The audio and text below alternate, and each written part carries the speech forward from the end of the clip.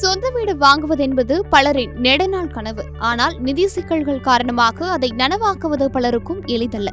இந்த நிலையில் நகர்ப்புறமும் கிராமப்புறமும் வசிக்கும் மக்களுக்கு வீட்டு வசதி கிடைக்க மத்திய அரசு செயல்படுத்தி வரும் திட்டம்தான் பிரதான் மந்திரி ஆவாஸ் யோஜனா. இந்த திட்டத்தில் பதிவு செய்வதற்கான காலக்கெடு நெருங்கி வருவதால் தகுதியானவர்கள் விரைவான நடவடிக்கை எடுக்க அரசு வலியுறுத்தியுள்ளது.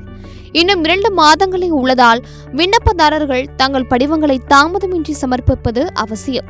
கடந்த முறை போல நேர நீட்டிப்பு வழங்கப்படுமா என்று அதிகாரப்பூர்வ தகவல் இல்லை. எனவே ஆவாஸ் யோஜனா போர்ட்டல் மூலமாகவோ அல்லது அருகில் உள்ள பொது சேவை மையத்திலோ உடனடியாக விண்ணப்பிக்கலாம். இந்த திட்டத்தில் சில நிபந்தனைகள் உள்ளன. விண்ணப்பதாரரின் குடும்பத்திற்கு இந்தியாவின் வேறு எங்கும் வீடு இருக்கக்கூடாது. மேலும் குடும்பத்தில் யாரும் முன்பு எந்த அரசின் வீட்டு வசதி திட்டத்தின் பலனை பெற்றிருக்கக்கூடாது. நகர்ப்புறங்களில் EWS, LIG மற்றும் MIG வருமான குழுவை சேர்ந்தவர்கள், கிராமப்புறங்களில் SECC தரவுகளில் உள்ள ஏழை குடும்பங்களுக்கு முன்னுரிமை வழங்கப்படும். ஆதார் அட்டை மற்றும் அதனுடன் இணைக்கப்பட்ட மொபைல் எண், வங்கிக் கணக்கு விவரங்கள் மற்றும் வருமான சான்றிதழ் போன்ற அடிப்படை ஆவணங்கள் தேவை. அடையாள சான்று, முகவர் சான்று ஆகியவையும் கட்டாயம்.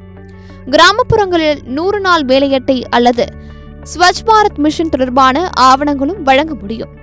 ஆன்லைனில் விண்ணப்பிக்க முதலில் ஆவாஸ் யோஜனா திட்டத்தின் அதிகாரப்பூர்வ வலைத்தளத்துக்கு செல்ல வேண்டும். முகப்பு பக்கத்தில் கொடுக்கப்பட்டுள்ள QR குறியீட்டை ஸ்கேன் செய்து புதிய பக்கம் திறக்கும் போது அப்ளை ஃபார் PMAY U 2.0 என்பதை கிளிக் செய்ய வேண்டும்.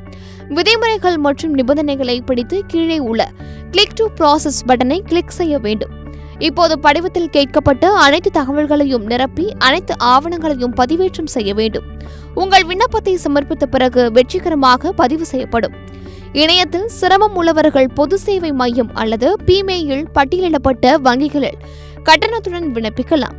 கடைசி நாட்களில் தொழில்நுட்ப சிக்கல்கள் ஏற்படும் வாய்ப்பு உள்ளதால் தகுதியானவர்கள் உடனடியாக விண்ணப்பித்து தங்களின் விண்ணப்ப நிலையை தடையின்றி கவனிப்பது நல்லது.